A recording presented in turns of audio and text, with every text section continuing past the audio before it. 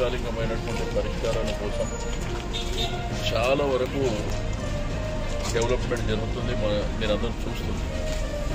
రెండోది swimming pools కూడా ఈ ఎండాకాలంలో చాలా అత్యవసరమైనటువంటి, ఒకటి ఆరోగ్యరీత్యా కావచ్చు, రెండోది ఫిజికల్ ఎక్సర్సైజ్ అనేది చాలా ప్రధానమైనటువంటి.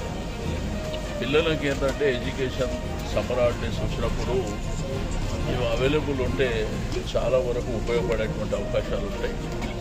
అయితే వచ్చే సంవత్సరం ఏంటంటే మార్చిలోనే స్టార్ట్ చేస్తాం.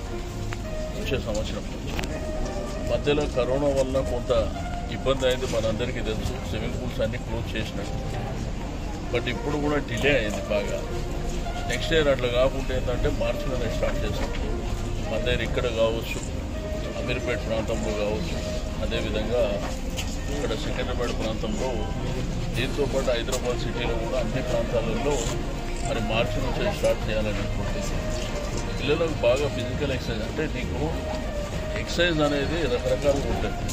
ఒకటి జిమ్ పోవడం, రన్నింగ్ పోవడం, వాకింగ్ పోవడం, బట్ అన్నిటికంటే swimming pool very very important. Swimming చేయడం వలన చాలా వరకు మనిషి హెల్తీగా ఉండేటువంటి అవకాశం, బాడీ కూడా మరి ప్రాపర్గా మెయింటైన్ అయ్యేటువంటి అవకాశం ఉంటుంది. రెండోది ఇక్కడ సనత్ నగర్ ప్రజలకు ఏంటంటే గొప్ప ఆపర్చునిటీ వెల్ఫేర్గా ఉంటుంది. ఎందుకంటే ఇక్కడ గేమ్స్ ఆడుకుంటారు పిల్లలు, రకరకాల గేమ్స్ ఆడతారు. రెండోది ఆ ఇండోర్ స్టేడియం కూడా అద్భుతంగా వచ్చింది, అదే ప్రాంగణంలో స్విమ్మింగ్ పూల్ ఉంది.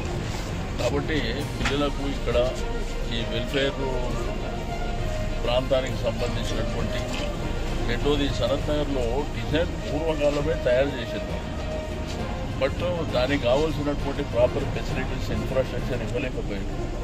బట్ మనం వచ్చిన తర్వాత అవన్నీ కార్యక్రమాలు జరుగుతున్నాయి, బ్రహ్మాండంగా అందరూ ఎంజాయ్ చేస్తారు. సనత్ నగర్ న్యూస్, మనం ఇక్కడ మన వార్తలు ప్రపంచమంతా అనే నినాదంతో జర్నలిస్టు కళ్యాణ్ సారథ్యంలో మీ ముందుకు వస్తున్నాం. సబ్స్క్రైబ్ చేసుకుని ఆశీర్వదించండి.